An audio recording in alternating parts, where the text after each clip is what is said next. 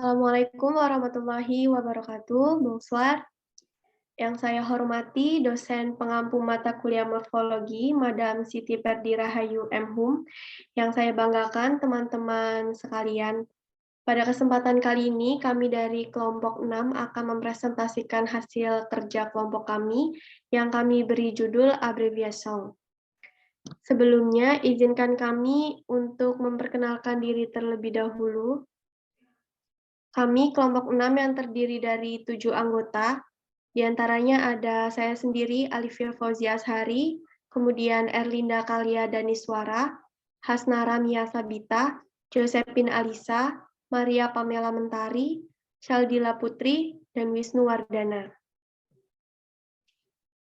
Di slide selanjutnya, merupakan pemaparan materi yang akan dijelaskan oleh teman-teman kami dari kelompok 6, saya persilahkan.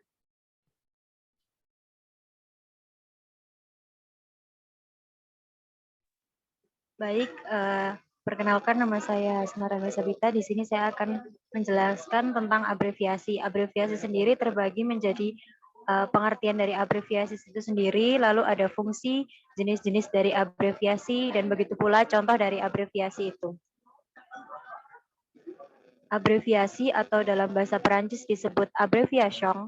Menurut Krida Laksana, abreviasi merupakan proses pembentukan kata dengan cara memenggal satu atau beberapa leksem atau kombinasi leksem sehingga menjadi bentuk baru yang berstatus kata.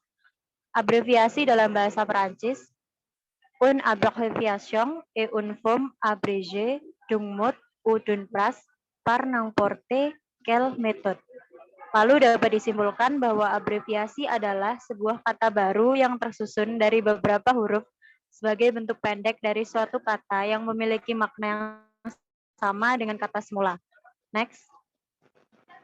Berikutnya ada fungsi dari abbreviation. Yang pertama, untuk menghemat penggunaan kata-kata yang panjang dengan cara mempertahankan huruf atau suku kata dari frase yang dibentuknya. Contohnya, kuku menjadi CC. Lalu ada merci beaucoup menjadi merbo. Yang kedua, memunculkan variasi penggunaan unsur-unsur bahasa dalam dunia tulis-menulis. Contohnya, CTGV et INU yang biasa digunakan pada sosial media seperti Twitter atau Instagram. Yang terakhir, agar sebuah tulisan menjadi tidak membosankan. Contohnya, je regarde pas la télé. Tele sendiri berasal dari kata television. Kata television sendiri sudah jarang digunakan karena dianggap sudah biasa. Untuk yang berikutnya akan dijelaskan oleh rekan saya. Selanjutnya, truncation, abreviasi dengan pemotongan kata. Dalam bahasa Prancis, beberapa kata pendek adalah hasil dari pemotongan kata-kata yang lebih panjang. Biasanya, kata benda atau kata sifat. Dalam pemotongan kata ini, kita harus memperhatikan apakah pemotongan tersebut sesuai untuk konteks berkomunikasi agar informasi yang diberikan tetap tersampaikan.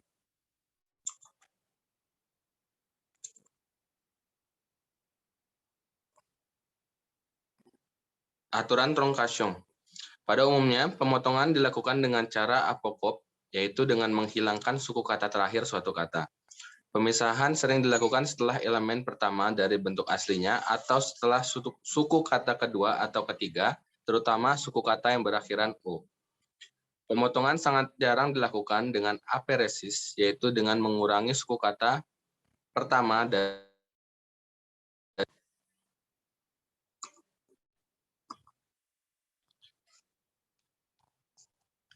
berikut adalah contohnya. J'ai emprunté un micro pour animer notre soirée de retrouvailles. Kata mikro di sini berasal dari kata mikrofon. Kemudian, Sarah voulait nous montrer son nouvel appareil photo. Foto berasal dari kata fotografik. Yang ketiga, les étudiants comptent bien fêter la fin de leur bac en nutrition. Kata bac berasal dari baccalauréat. Dan yang terakhir, penses-tu qu'il serait plus simple de se rendre là-bas en bus? Kata bus berasal dari kata otobus. Next.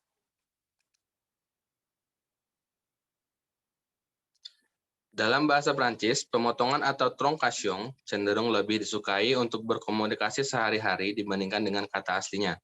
Kata yang panjang biasanya lebih sering digunakan untuk bahasa teknis atau ilmiah. Contohnya, mes parents vont travailler en métro depuis qu'ils habitent à Montréal.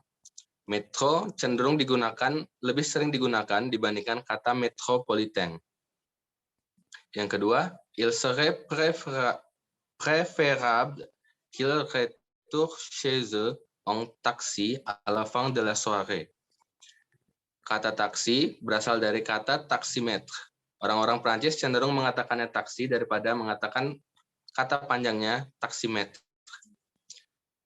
Kemudian, les cerises sont vendus au kilo. Kata kilo berasal dari kata kilogram. Untuk kata ini biasanya digunakan lebih sering kata kilo dibandingkan kata kilogram, namun ada juga beberapa orang yang menggunakan kata kilogram. Dan yang terakhir, la collision a complètement démoli son auto. Kata auto sendiri berasal dari kata otomobil.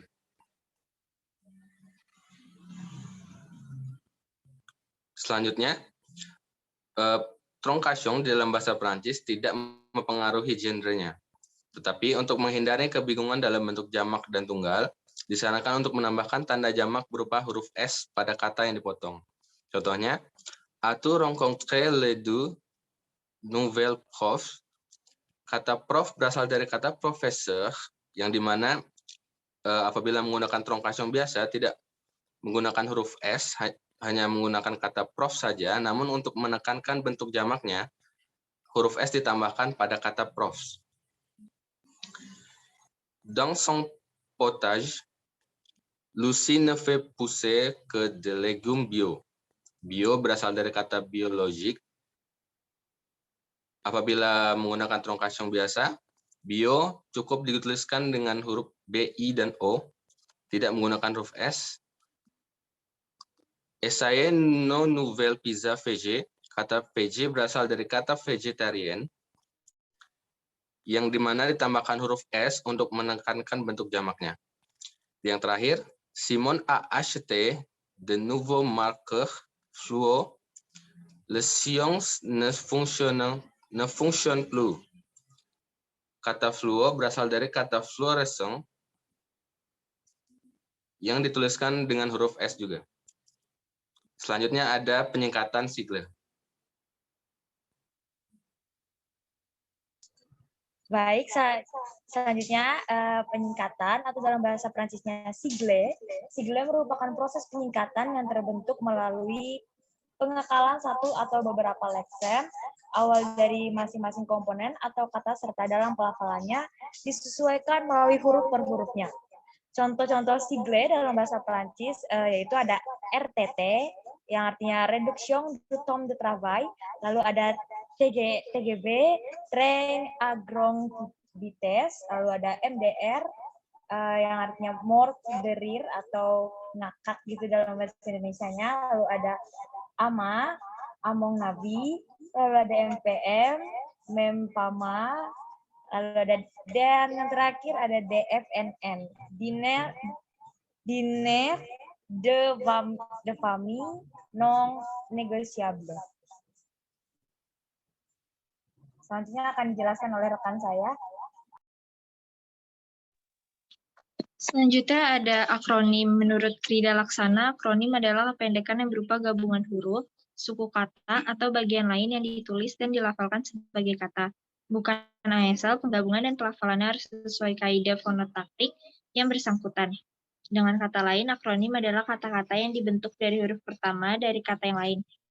Akronim diucapkan secara penuh sebagai suatu kata dan dibaca keseluruhan atau tanpa dieja.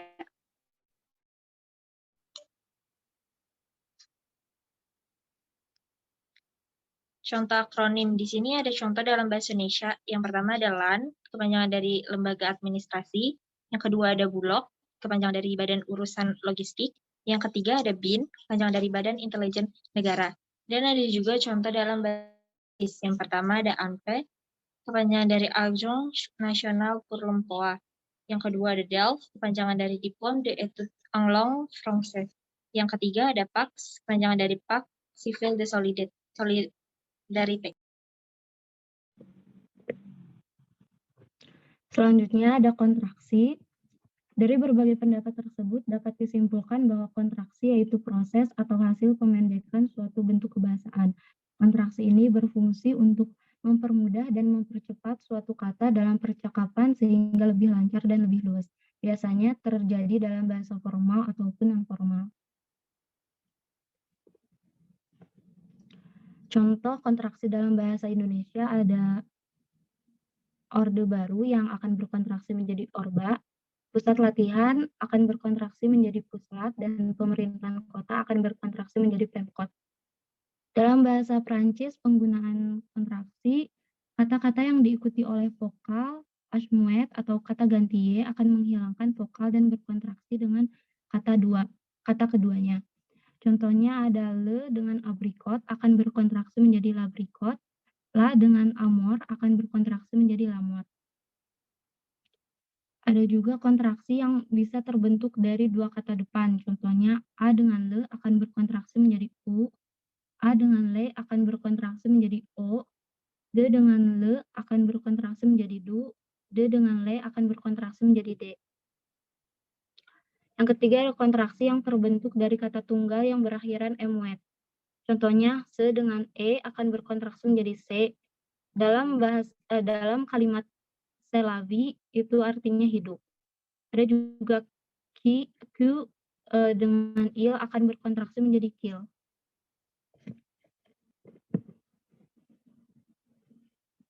Selanjutnya ada lambang huruf.